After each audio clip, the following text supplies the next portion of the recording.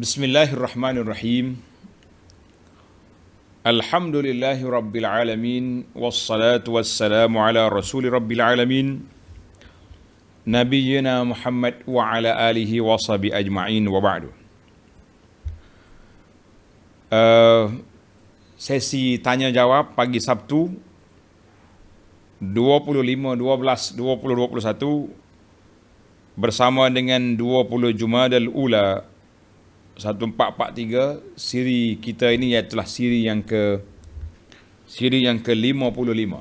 Siri yang ke-55. Jadi 55 dah tanya jawab ni. Banyak dah tuan-tuan boleh manfaatnya insya-Allah. Soalan yang pertama.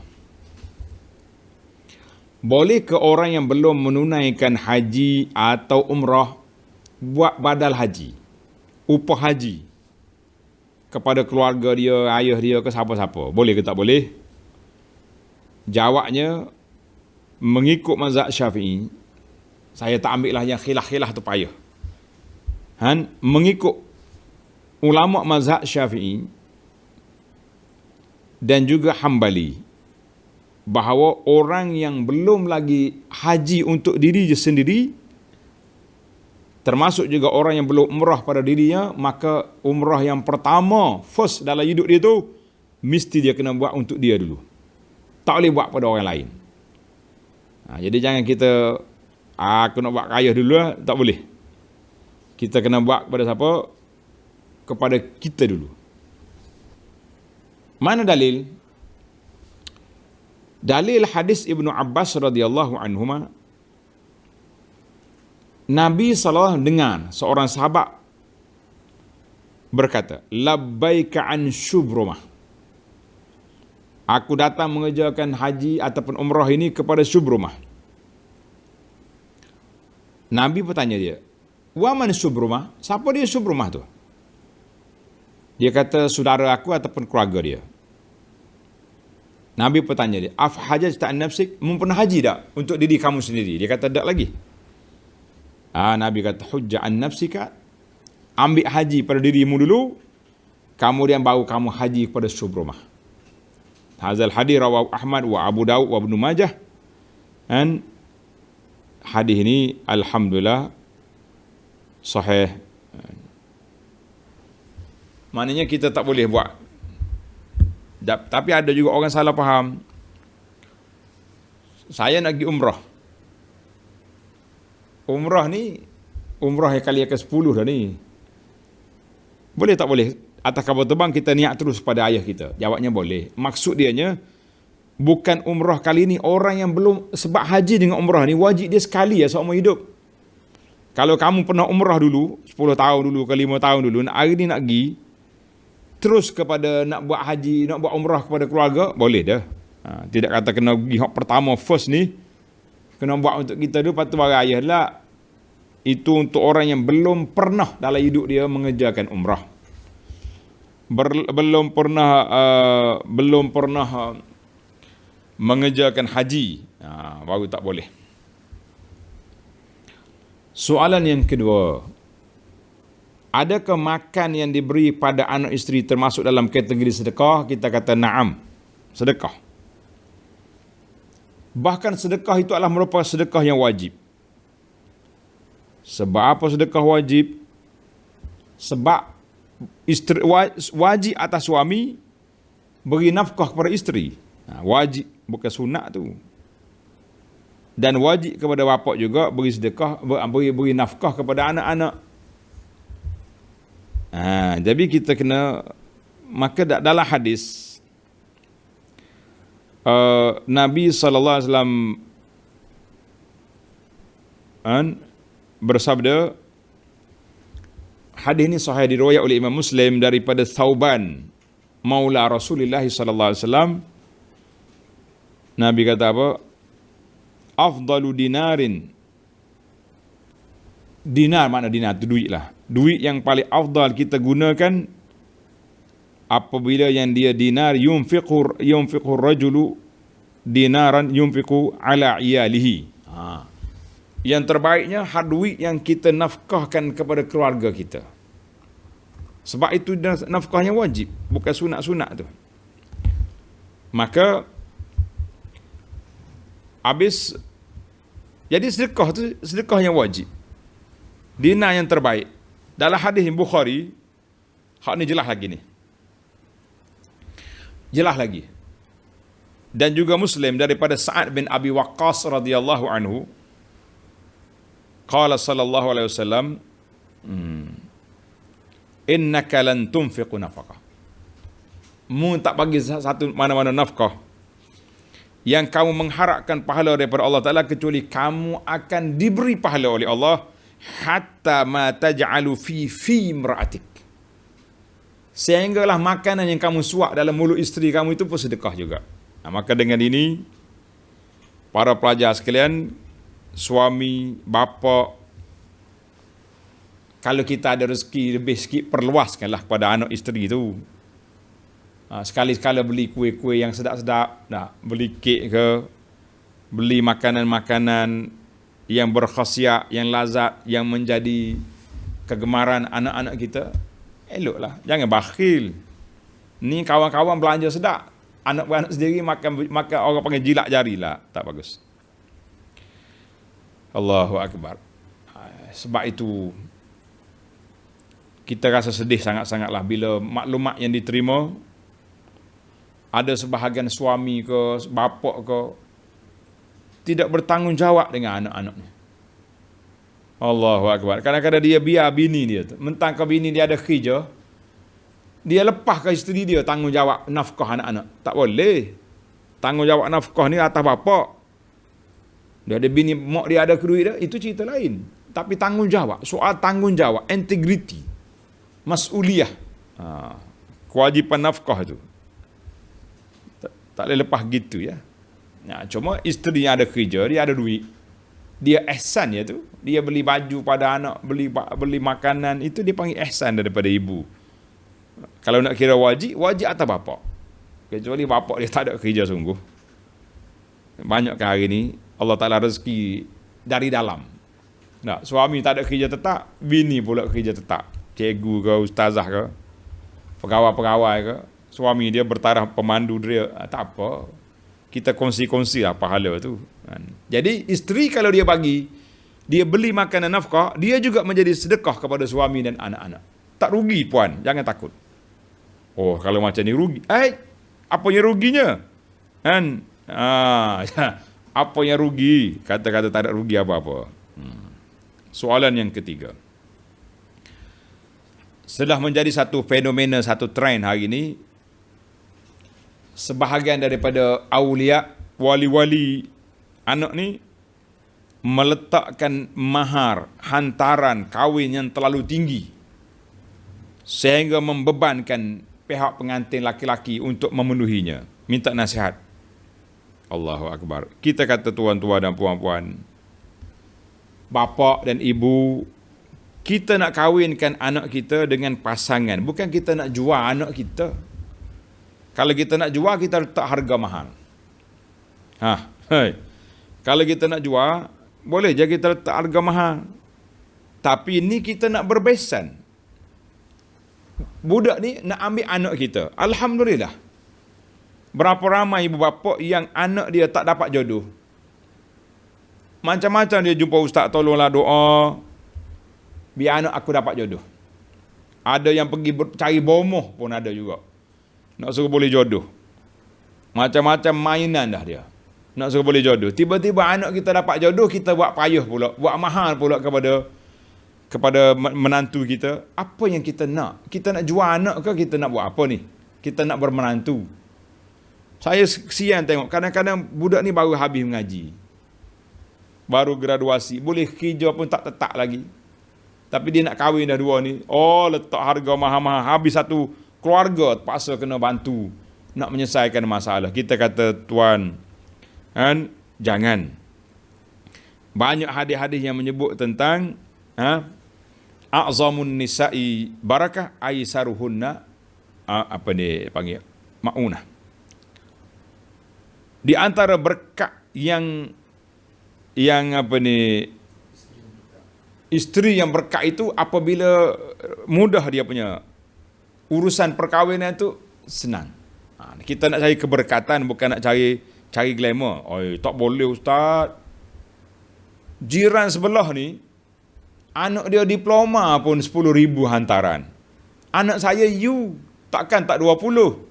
Dia buat hantaran ni macam gaji di pejabat juga. Diploma 2,000, orang panggil habis you 3,000. Mana ada orang, kadang-kadang you diploma tu pandai masak, yang you anak awak tu nasi bungkus ya. Jadi kita kena hati-hati, dan kita kena tengoklah orang yang berkat itu, sebagaimana kata dalam hadis tadi, ia kata orang yang perempuan yang berkat itu permudahkan urusan, jangan duk maha-maha. Kita maha sebenarnya trend je, nak dia panggil nak orang Kelantan kata nak nyohu. Bisa anak dia berapa? 15,000. Semelih 3 ekor lembu. Jadi kita tak adalah. Dalam risalah saya tulis, saya bagi risalah, dia panggil menarik tuan-tuan ambil risalah ni. Tolong bagi admin ke para jemaah kita ni. Risalahnya banyak. Macam-macam tajuk ada ni. Ni. Tajuk dia, kewajipan yang terabai di saat kebahagiaan dua mempelai. Tajuk dia perkemah tu. Kebahagiaan yang terabai di saat kebahagiaan dua mempelai ni, di antaranya menyusahkan majlis perkahwinan. Nak buat besar-besar, pergi sewa dewan lah, berapa ribu. Sewa dewan saja sampai 20-30 ribu. Habis ajak orang pula berapa juga. Kita kata rugi banyak. Habis Nabi SAW sebut kepada Jabir, aulim walau bisa, buatlah kenduri walaupun seekor kambing. Maksudnya tidak membebankan. Bukan syarat seekor kambing, lepas seekor kambing tidak sunnah, tak. Tapi mana kita tak nak membebankan dua-dua pihak. Jadi nasihat saya kepada ibu bapa, kita jangan letak harga tinggi-tinggi. Sebab apa? Bukan kita nak jual anak, kita nak cari menantu. Dan sepatutnya kita bersyukur Allah Ta'ala beri jodoh pada anak perempuan kita awal lagi. Awal lagi. Awal lagi tu boleh jodoh dah. Alhamdulillah. Duduk di belum tamat belajar tu sudah bertunang. Alhamdulillah cepatnya. Kalau kita nak kira lah standard degree, kita boleh tanya dulu. Interview masuk dapur boleh tak? Yang ni budak tak habis mengaji, yang ni Itu masuk dapur tengok. Hak mana pandai masak, hak mana pandai lipat baju. Baru tahu standard. Ni duk jual you ya. Jual you. You bukan syarat kita nak mahakan harga. Banyak lagi lah hadis-hadis. Kita tahu dalam fiqh tak boleh nak sekat belanja ni. Tak boleh nak sekat. Kalau kamu bagi qintar, spikul mah pun boleh ambil. Tapi dari sudut adab, kira bicara, budi bicara, tuan-tuan dan puan-puan, tidak syarat belanja besar, mah kahwin tinggi tu tanda kebahagiaan, tanda kebanggaan. Tidak. Berapa ramai orang yang biasa-biasa je tapi bahagia, happy je, 2 pengantin baru, dan kita nampak ada keberkatan. Jadi saya nasihatlah mewakili anak-anak muda supaya ibu bapa permudahkan urusan. Jangan malu dengan orang. Kita kata apanya? Orang sebelah ni 15, awak 10, jatuh standard lah. Saya bukan nak jual anak, saya nak kahwinkan anak. Alhamdulillah. Buatlah kenduri-kenduri juga secara sederhana. Jangan sampai mereka berhutang, sampai mereka mengungkit-ungkit. Habis. Tidak baik itu. Baik, kita pindah kepada soalan yang keempat. Saya dipahamkan dan saya belajar dengar kata waktu zaman Nabi wirid masing-masing lepas solat. Tapi zaman sekarang ni wirid mesti ramai-ramai ikut imam. Adakah undang-undang sunnah itu telah dimansuhkan? Tidak dimansuh. Sunnah itu kekal. Cuma manusia ubah format. Sepatutnya lepas solat kita angkat suara mula-mula, astaghfirullah, astaghfirullah, astaghfirullah, Allahumma antas salam wa minkas salam, tabarakta ya wal ikram. Habislah. Kemudian masing-masing zikir. Tapi zaman kita ini sudah jadi satu trend, satu fenomena. Imam mesti mengepalai zikir dengan suara yang kuat-kuat, walaupun saya dah baca kitab mazhab Syafi'i, melarang daripada mengangkat suara berzikir selepas solat dengan suara yang kuat. Zikir masing-masing. Kalau terangkat suara sikit pun suara tabi'i. Ni zikir dengan mikrofon ni. Suara yang kuat. Di belakang kita ada orang masbuk, ada orang musafir yang sedang solat.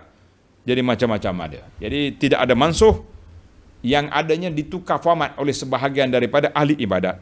Jadi kalau kita boleh kembalikan kepada sunnah Nabi, cara itulah yang sepatutnya. Tapi dah tak jadi sepatut. Ada seorang pelajar saya ni. Dia ambil risalah kita ni, risalah zikir lepas solat. Dia ambil zikalah ni, dia pun hafal. Dia kata saya nak hafal sebab ini waris daripada Nabi SAW. Tak ada apa. Dia pergi satu tempat jadi imam. Budak-budak ni imam tarawih lah kan. Sudah solat dia baca zikir ni. Zikir ni maksud dari Nabi SAW. Sahih. Dan dalam kitab-kitab Muqtabar mazhab Syafi'i, itulah zikirnya. Tiba-tiba Pak Cik mari tegur. Dia kata, engkau zikir apa engkau baca tadi? Zikir lepas solat lah. Tak, ini zikir kumpulan tertentu. Dia beri dengan label gelaran. Kesian budak ni. Budak ni hafal zikir yang maksud dari Nabi. Tiba-tiba dia telah dapat label. Nasib baik tak masuk dalam senarai yang ke-55. Kan? Seorang lagi tambah. Dia mengadu dengan saya. Dia kata, Ustaz, Abu Anak, apa saya nak buat? Saya kata, kalau sampai peringkat kamu tercabut daripada jawatan imam belum habis Ramadan, kamu zikirlah apa yang dia orang nak.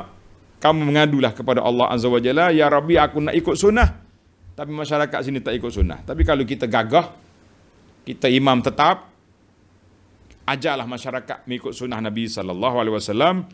Jangan ajar orang, jangan kita pula pergi ikut orang.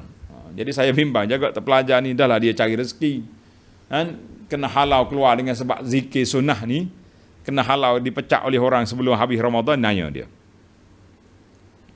Soalan yang kelima, adakah mempelajari tafsir Quran dan hadis mesti dengan guru-guru yang bersanad saja?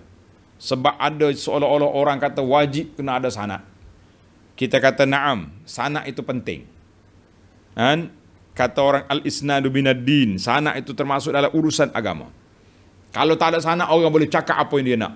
Tapi dengan ada sanad ni lah terkawalnya hadis Nabi SAW, orang tak boleh tipu. Sebab orang tahu. Siapa dia riwayat? Fulan, rawi kazab, rawi muttaham bil kazib, rawi matruk. Jadi kita tahu hadis ni tak palsu. Cuma zaman kita hari ni, betul ke kalau tak ada sanad tak boleh mengajar Quran?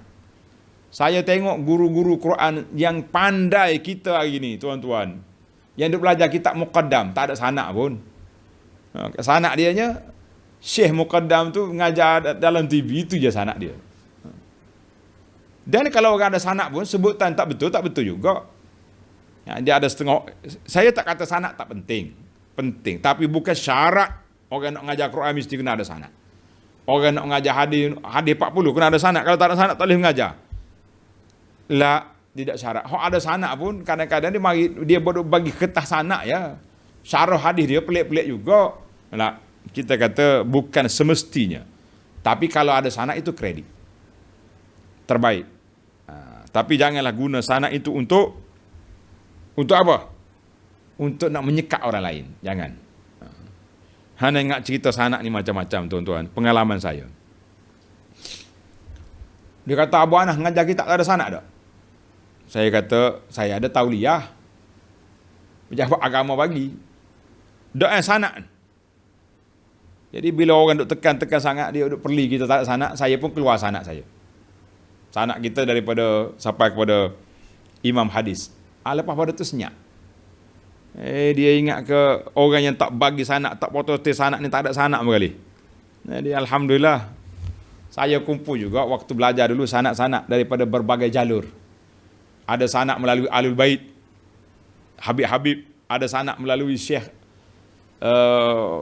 yang lain, macam-macam kita punya sanad. Alhamdulillah. Tapi saya tidak nak suka nak sebar-sebarkan cerita sanad ini sebab kadang-kadang orang tu dia salah guna. Aku ni bersanad ni. Macam Syekh mari mengajar di masjid. Saya nak bagi sanad Fatihah malam. Dia ajar sanad beribu orang. Tak ada seorang mari talaki dengan dia. Betul balik dia duduk mengajar, duduk main sanad tu. Jadi sanak tu berat. Allahu Akbar. Baik. Semalam ada orang mari tanya bacaan Quran seorang imam di kampung dia tu. Peliklah bacaan dia. Dia tarik mak tak betul apa dia. Tapi banggalah dia ni. Dia telah berguru sana, guru sini. Orang tanya mana guru kamunya? Tak ada apa. Berbangga. Jadi kita kata jangan guna sanak itu untuk berbangga-bangga. Tidak. Soalan yang keenam. Apakah hukum menyentuh Quran, pegang Quran tulisan Braille? Braille dia panggil. Tulisan untuk orang buta tak nampak kan, tulisan dia kertas tu berlubang. Dia ada tulisan tu. Kalau tak ada tulisan, mana dia boleh baca? Saya tengok yang selalu pegang Quran ni, kalau qari di Malaysia ni, inilah anak kita ni, pelajar qiyah ni. Qayyim kan dia tak nampak mata. Kalau tengok dia baca Quran ni, tangan dia atas mushaf dia tu. Maknanya dia baca dengan tangan. Tapi mulut sebut. Jadi apa hukumnya Quran Braille ni? Adakah dia mengambil hukum Quran biasa ataupun tidak? Jadi panjang perbahasan di sini, saya pun tak nak bahas panjang lah.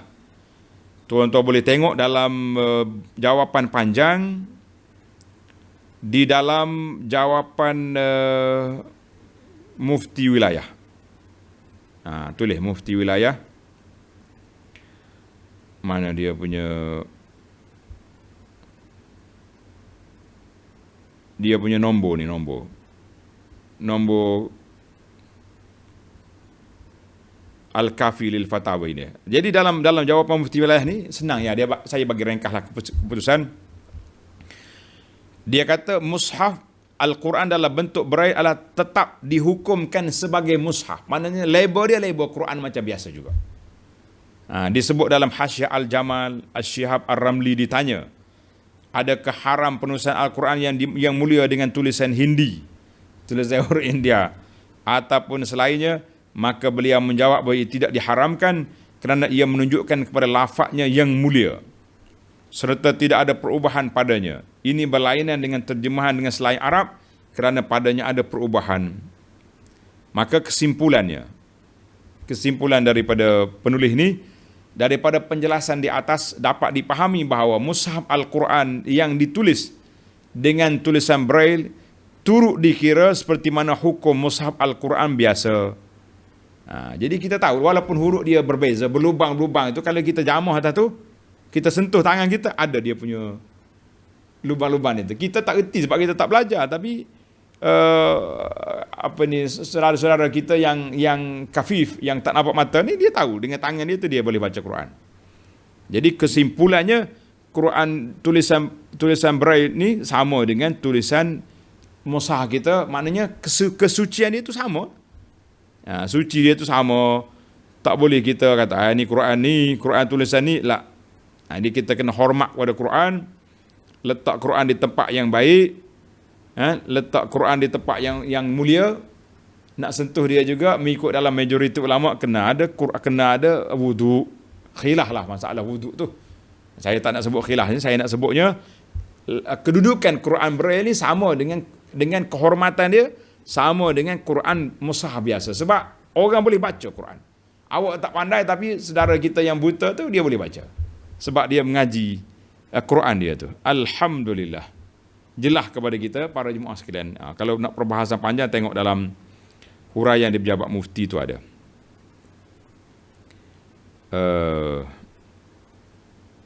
Soalan yang ketujuh. Apakah harus bawa balik tali pengikat kain kafan selepas menguburkan jenazah? Saya tak tahu kenapa kita nak ambil kain itu, ada faedah ke tidak. Jadi kalaulah kain itu sebagai tali, kita nak buat tali pengikat, tidak jadi masalah. Yang hak mayat, sebab pengikat kain kafan tu masuk dalam kubur, kita kena buka. Bukannya mayat tu mesti diikat, kita kena buka dia punya ikatan tali tu. Jadi kalau kita kata nak buat balik, apa sebab nak buat ikat tali itu ni, tak ada jadi masalah. Boleh je kita buat balik, tapi saya bimbang. Kebimbangan kita ni takut ada khurafat. Kepahaman masyarakat dengan tali itu sendiri. Ada value, ada khasiat. Ustaz ambil mana? Nak dengar? Ni cerita ni. Dengar ni, dalam berita 14 Januari tahun 2018. Kerana nak kaya, seorang lelaki sanggup gali kubur rakan, curi tali pocong. Tali pocong, itulah kan pocong tu duduk ikat tali tu, dia panggil tali pocong. Kerana nak kaya, seorang nama dia MI, saya tak sebut nama penuh lah, percaya dengan memiliki tali kafan itu, rezekinya akan melimpah ruah. Main-main. Misteri kubur dikorek, akhirnya terungkai. Selepas polis menahan seorang lelaki berkenaan mengaku bersalah menyelongkar kubur rakan karibnya sendiri semata-mata untuk mengambil tali pocong atau tali kain kafan yang dipercayai dengan memiliki tali itu rezekinya akan melimpah, ila akhiri berita. Saya tak nak ulang. Yang pentingnya tuan-tuan, saya bimbang. Apa kita bimbang? Dia ada benda kepahaman ni. Tali kain kafan ni jadi gini. Itu bahaya. Jadi kalau setakat nak ambil kerana dia tu tali lebih, dia tak ada kerja, macam kita pergi juga bawa tikar masuk dalam kubur. Kan kita waktu kita nak timbuskan kubur tu, tikar tu sebagai penghadang supaya tanah tu tak jatuh kuat atas kubur, ataupun tak mengotorkan teruk sangat baju-baju keluarga yang duduk dalam kubur tu. Jadi kita kata boleh, tapi dibimbangi takut menimbul khurafat, tanam je tali itu dalam sekali dengan kain kafan yang lain. Wallahu alam, selesailah masalah. Kalau tidak, memang akan ada benda-benda yang pelik lagi. Sanggup gali kubur. Berapa jam dia gali kubur tu? Akhir kali dia letih, dapat tali lagi, dia tak timbul dah kubur. Orang mari tengok kubur terbongkar, bila dapat ditakap, rupanya mau jadi kaya dengan tali tu. Tali pocong dia panggil. Na'udzubillah. Masa itulah setiap benda ni ada je. Setiap benda tu akan ada yang pelik. Jangan buka pintu fitnah pada orang. Soalan yang ke-8, adakah solat jenazah ghaib juga mendapat ganjaran 1 qiraat? Macam kuliah kita semalam, kuliah Riyadhus Salihin, Nabi sebut siapa dia solat jenazah, dia boleh 1 qiraat, 1 bukit pahala. Jadi setelah saya semak hadis-hadis yang menunjuk tentang qiraat, dia tak sebut. Solat ghaib ni tak sebut, tapi kita kata solat ghaib juga termasuk dalam solat jenazah. Sama je. Solat ghaib dengan solat biasa sama je. Cuma bezanya yang ni ada jenazah depan, yang ni tak ada jenazah depan. Cuma kalau kita nak kata nak ikut sampai ke bumi jenazah, tak boleh lah, sebab mayat tak ada depan kita. Sekurang-kurangnya kita dapat pahala 1 qiraat, insya-Allah. Jadi tuan-tuan, solat jelas jenazah ghaib apabila diperlukan itu. Soalan yang ke-9, sejak akhir-akhir ni saya nampak sebilangan umat Islam meraihkan gambar-gambar kematian orang bukan Islam dengan menzahirkan kesedihan dan kata-kata pujian kerana kawan baiknya ke ataupun artis ke fenomena ni. Kita kata janganlah. Tak payahlah sebar gambar-gambar. Kalau ada kematian, kalau kita nak ucap takziah kepada keluarga dia, takziah je lah. Tapi takziah macam mana kita nak kata kepada orang bukan Islam? Takkan kita nak kata semoga Allah Ta'ala ampunkan dosa kamu? Jangan. Jadi kita kata, kita bagi ucap takziah kepada keluarga dia, semoga kamu semua bersabar di atas kehilangan orang yang disayangi. Setakat tu je. Jangan lebih, jangan kata semoga Allah ampunkan dia lah. A'zamallahu ajrakum wa ahsana azaakum. Jangan hantar poster tu kepada orang bukan Islam. Itu untuk doa khas pada orang Islam. Tapi kalaulah kita duk sebar gambar-gambar penyanyi-penyanyi ke pelakon-pelakon, dahlah pelakunya itu bukan Islam pula, itu dia panggil, kita bimbang dia akan pergi kepada al-wala' wal bara'. Al-wala' wal mana kecintaan kepada orang kafir tadi. Jangan main. Bahaya kita. Kan? Orang ni akan dibangkitkan di akhirat bersama orang yang disayangi. Dia sayang kepada pelakon, sayang kepada orang dalam bukan Islam. Maka itu juga mengundang masalah. Jadi masalah menyebarkan gambar orang bukan Islam kerana kawan dia sebagainya, kita kata berpada-padalah tuan-tuan, cukuplah hantar surat takziah kepada keluarga dia, tak payah duduk share di situ sana sini, takut nampak macam kita pergi buat ucapan-ucapan yang silap pula kepada mereka. Soalan yang ke-10, saya nak tanya, sama ada mangsa musibah termasuk dalam senarai asnah banjir ni, orang kena banjir ni asnah ke tidak? Boleh ke tidak kita bagi zakat kepada mereka? Jadi di sini ada dibahaskan ada 2 siaran. Yang pertama siaran Irsyad Al-Fatwa yang ke-14. Hukum memberi zakat kepada mangsa banjir, mangsa bencana alam seperti banjir dan lain-lain. Hukum ini telah dikeluar oleh pejabat mufti wilayah pada tahun 2014. Jadi kesimpulannya mengatakan, panjang jawapan ni, tuan-tuan cari sendirilah jawapan ni, saya baca kesimpulan je. Baca kesimpulan tu hak kita nak dengar pun tak. Jadi kesimpulannya mengatakan bahawa harus memberi zakat kepada orang yang terkena musibah sebagaimana pendapat yang dikemukakan. Tapi eloknya waktu dia dalam keadaan banjir tu. Kalau dia dah lepas banjir, dia kaya pun, dalam bank dia banyak duit lagi, kita kena hati-hatilah. Sebab tu ada satu lagi makalah yang dikeluar oleh sahabat saya Abu Fatih Al-Mubaraki, Unit Syariah dan Antarabangsa Pusat Pungutan Zakat ni. Dia kata dia nukilkan pandangan yang dikeluar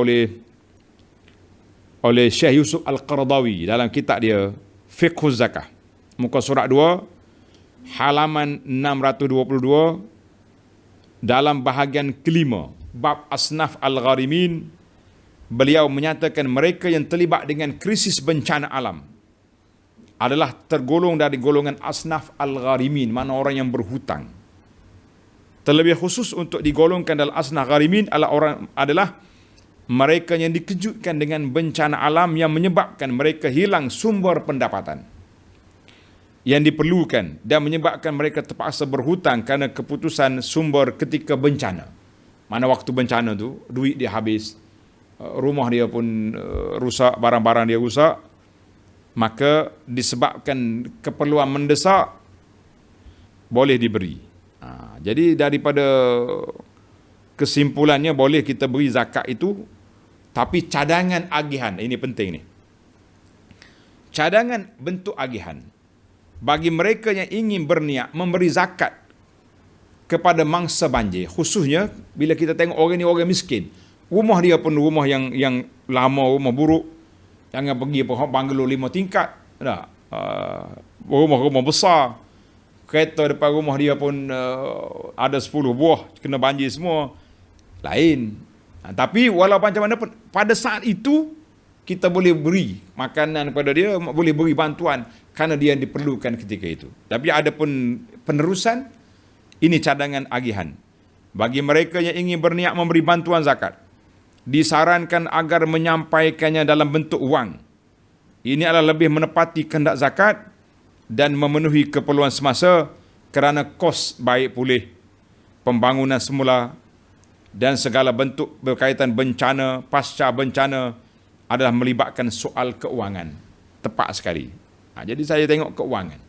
Sebab apa?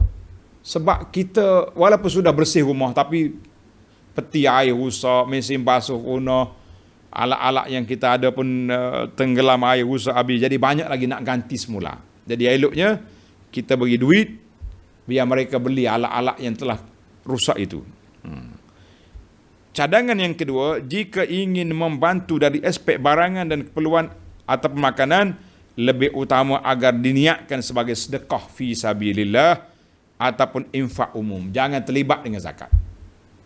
Hal ini bagi mengelakkan pertindihan dengan bantuan-bantuan sedia ada yang bersumberkan dana umum selain daripada zakat. Jadi tuan-tuan bacalah. Siapa dia nak detail dalam ni, kita boleh hantar kepada dia. Kan? Saya nak jawab. Yang pentingnya boleh bagi zakat tapi dengan dawabit, dengan kaedah-kaedah yang ada tadi. Jadi bolehlah kita beri, tapi kena tengok orangnya juga. Kan? Lebih-lebih lagi orang-orang miskin tu, bagilah zakat pada dia. Dia lah miskin, harta benda pula dia rusak, kan? Baik. Soalan yang ke-11. Bolehkah tidak bacaan yang maksurat kita baca ketika sujud selain sujud yang sedia ada? Saya tak tahu maksurat apa yang dia nak. Sebab dalam maksurat tu ada Quran, ada bacaan zikir biasa, ada bacaan. Jadi kita kena kata dalam sujud ni, alhamdulillah, yang maksurat, yang jelasnya dibaca oleh Nabi SAW ada dan telah dikumpulkan sebahagian besarnya dalam kitab kita ni, Perisai Muslim. Ambil dalam ni tuan-tuan, dalam Perisai Muslim ni ambil. Ambil dalam Perisai Muslim. Dalam ni ada bacaan sujud, bacaan rukuk, semua ada yang sunnah Nabi SAW, boleh baca. Dan elok kita baca. Masalahnya, tapi dalam solat sunat lah, dalam solat fardu tak sempat. Imam tak boleh baca panjang dalam solat fardu. Orang belakang dia banyak kerja. Kan? Soalan yang ke-12, berbeza riwayat selawat. Sedap juga soalan ni. Dalam riwayat selawat ni, ada selawat daripada Ka'ab bin Ujrah. Ni saya kumpul dalam buku, dalam risalah kita ni. Ada selawat daripada Ka'ab bin Ujrah, ada selawat daripada Abi Hurairah, ada selawat daripada orang tua orang ni. Soalan dianya, ada selawat Ibnu Mas'ud, ada selawat. Maksudnya, boleh ke umat reka selawat? Tuan yang bertanya dan saudara-saudari semua, ini bukan reka. Itu riwayat. Riwayat. Orang ni tanya Nabi SAW, Ya Rasulullah, kaifa nusalli? Nabi pun ajak, Allahumma salli ala Muhammadin wa ala ali Muhammad. Maka sampai ke akhir innaka Hamidum Majid, itu riwayat daripada Ka'ab. Mari pula Abu Hurairah, riwayat itu dipanggil pelbagai riwayat, bukan dia mereka kan, bukan mereka selawat. Sama juga bila kita belajar tasyahud. Dalam tasyahud ni ada riwayat Ibnu Mas'ud dan ada riwayat Ibnu Abbas. Sedikit perbezaan. Bukan Ibnu Abbas reka. Ibnu Abbas dengar dari Nabi SAW, maka dia meriwayatkan. Ibnu Mas'ud dengar, dia meriwayatkan. Itu maksudnya riwayat. Adapun hukum mereka selawat, jadi para ulama mengatakan boleh kita baca selawat yang kita nak baca, mana-mana selawat, tapi jangan disandarkan kepada Nabi ataupun jangan menjanjikan pulangan yang macam-macam. Sekarang ni selawat rekaan ni dia punya power dia tinggi. Sekali selawat lebih baik baca daripada baca Quran lah. Selawat ni power, sekali baca hilang kita punya penyakit. Selawat ni macam-macam. Jadi kita jangan salah faham tentang itu riwayat. Pelbagai jalur riwayat menunjukkan kepelbagaian cara bacaan. Alhamdulillah. Dalam Perisai Muslim kita ada sebahagiannya. Soalan yang ke-13. Soalan ni berulang tapi kesian ke makcik yang tanya ni, kita layanlah dia. Bila sampai di masjid, jam skrin TV masjid menunjukkan tak sampai seminit lagi nak masuk waktu subuh. Apa yang patut saya buat? Tunggu sampai orang habis azan baru solat, ataupun solat qabliyah, ataupun saya solat tahiyatul masjid? Jawabnya, kalaulah selagi belum azan, solat. Seminit ni cukup dah bagi kita laju-laju solat. Boleh. Jadi kita banyakkan solat, lagi banyak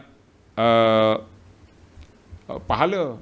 Jadi jangan tunggu. Kalau tunggu berdiri lama tu, solat dulu. Kecuali kita masuk tu dah sampai masa, dah masuk waktu dah. Bila tunggu nak azan, ya itu azan. Tapi kalau seminit tu ada masa lagi. Soalan yang ke-14.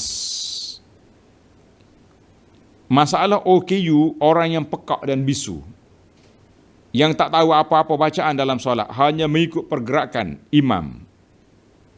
Imam, bukan iman, pergerakan. Jadi adakah dia kena bergerak? Maka di sini anda tengok ada dua perbincangan para ulama. Dia kata kalau orang bisu asal, ori dia bisu, tak payah lah. Dia memang tak tahu apa pun. Dia nak baca apa? Kita tak nak ajar pun dia bacaan. Mungkin dia yang Quran Braille tadi lain. Itu orang yang tak nampak mata, tapi telinga dia dengar, mulut dia boleh. Bisu dengan pekak ni, dua-dua tak ada. Jadi dia tak buat apa.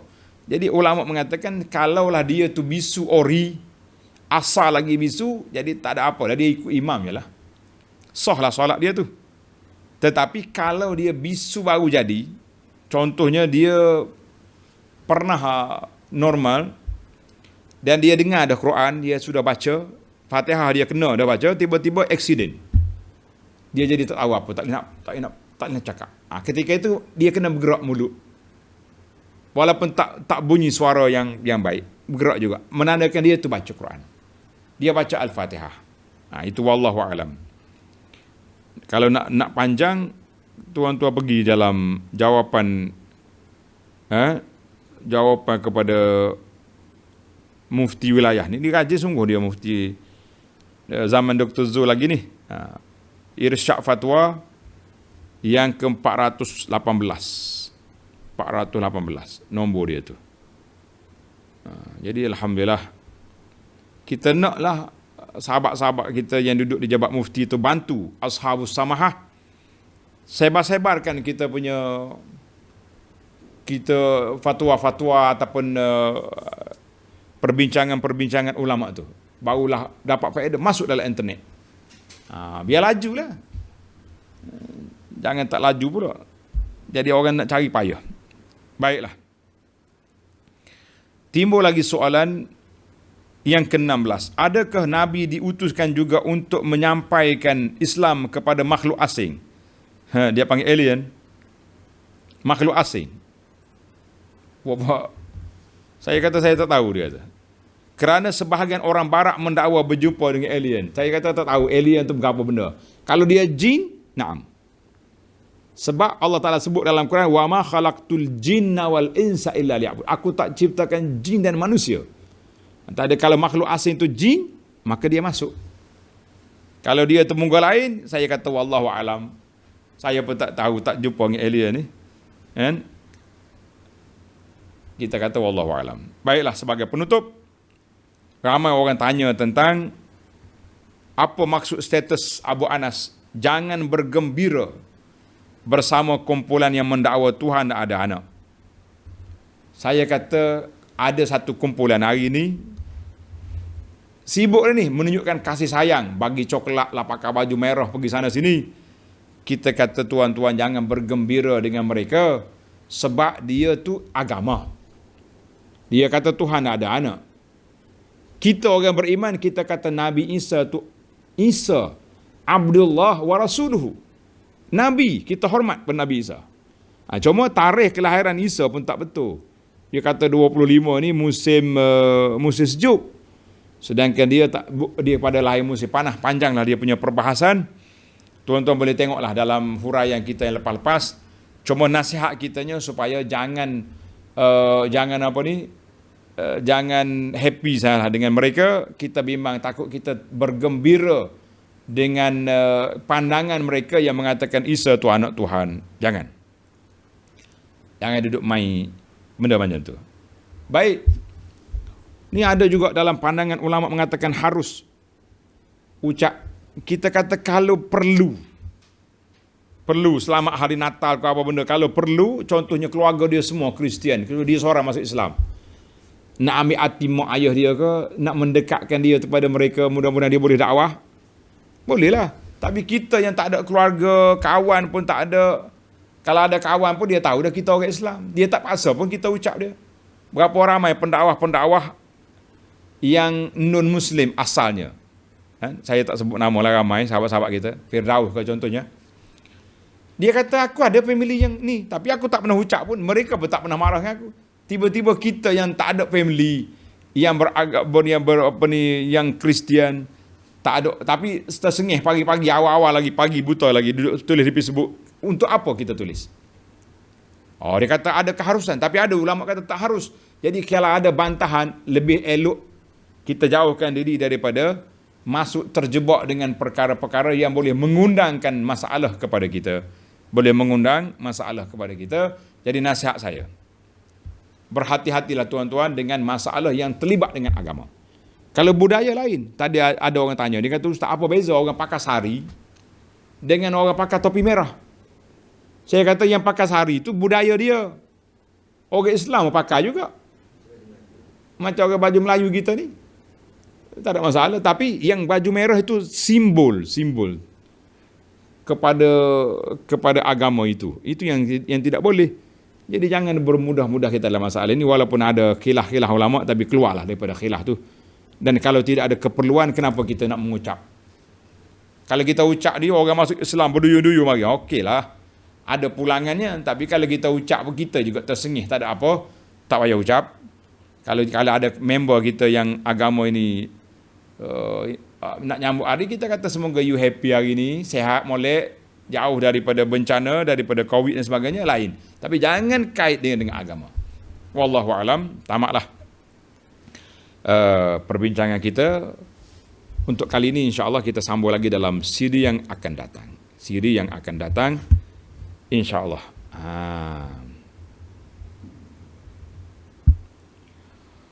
Subhanakallahumma bihamdika asyhadu an la ilaha illa anta astaghfiruka wa atubu ilaik.